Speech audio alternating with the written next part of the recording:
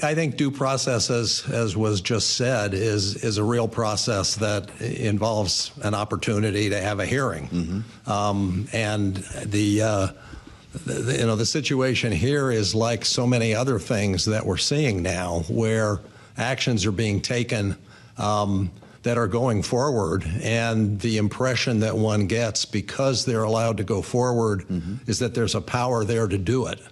And the reality is that in many cases there's not.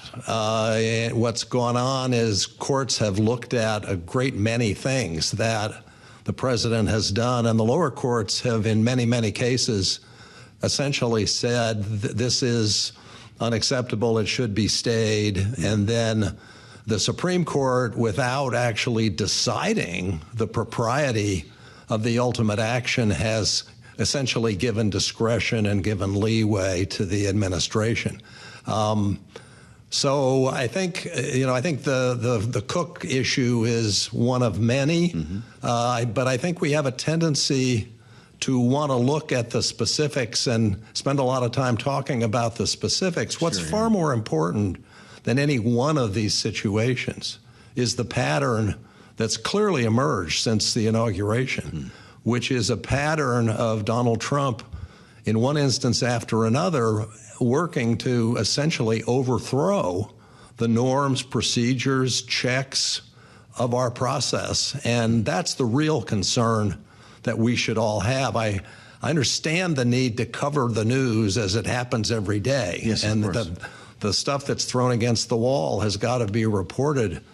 But focusing only on that and not on the bigger picture is missing the fundamental point. Well, let's stay big picture, because before you joined us, we were also talking about the head of the CDC being fired. We had the head of the BLS. I could go down the rap sheet for you here. Is this composite that you're referring to unconstitutional?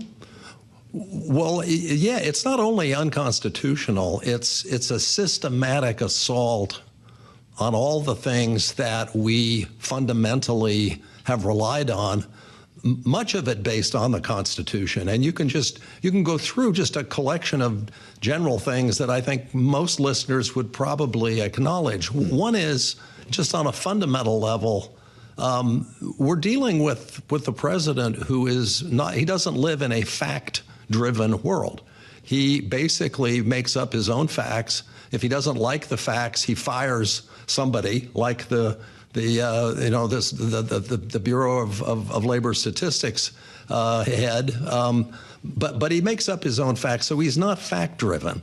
The second thing is that there's been a tremendous set of threats against people to neutralize the checks and balances. They're the threats against Republican congresspeople to be primaried. Now, that's not unconstitutional, but it's an effort to eliminate the working of our system. And it's put a new burden on the courts. Well, that's because right. Congress has checked out of this it gets driven to the courts.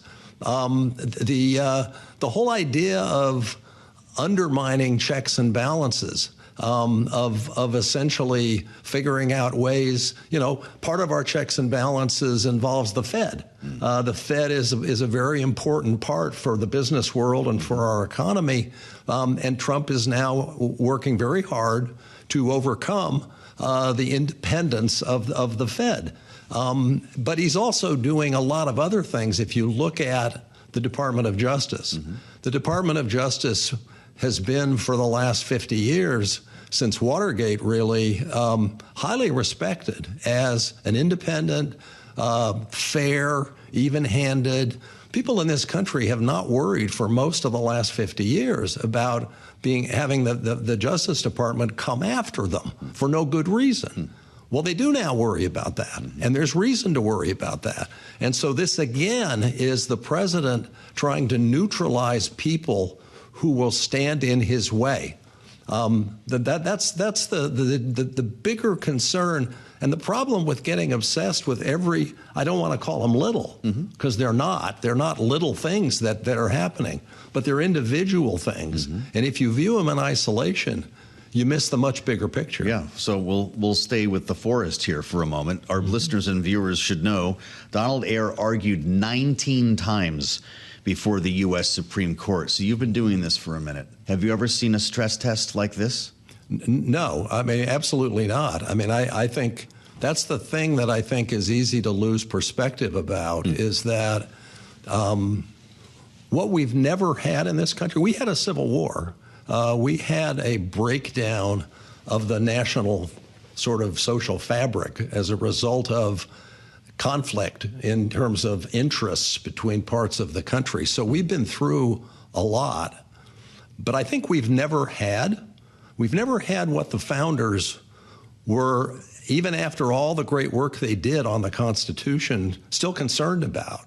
And that was, they were very concerned about the one thing that could happen, and that's the man on the white horse, the person who is somehow able to pursue his own individual goals, to pursue his own power, to somehow appeal to enough people to get control of the country. Wow. That's what they were worried about. Yeah. And we've never had that happen here before. And we're having it happen now. That's what this is. That's what this is. That is absolutely what this is. And all you got to do is put together all the stories that you and all the other media report on to go back over 6 months and look at what each one is. Each one is an effort somehow or other by this president to assert his independent control, free of the limitations that are built into our system, so that he can do whatever he wants.